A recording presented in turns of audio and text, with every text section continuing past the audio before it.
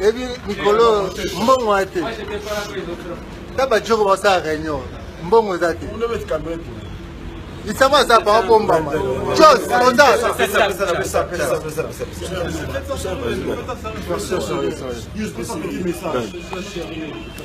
Et ça l'a à chaque fois, tu la mambambongo. Cette fois-ci, tu lignes la mambambongo. Tu bêta compétition à biso bien.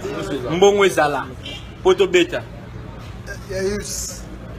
Ah non, c'est juste un message parce que ça fait des années et des années, c'est toujours la même chose. Nous, on se prépare bien pour jouer nos matchs et à la fin, il y a toujours un problème de prime.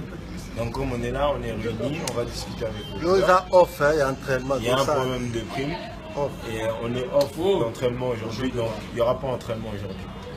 Entraînement, les deux athées, les deux fini. Tumbi de Kwanga, Bali. Entraînement est athée, les lotés. Parce que chaque année, ça va. Il s'en va, ça c'est à l'Oba.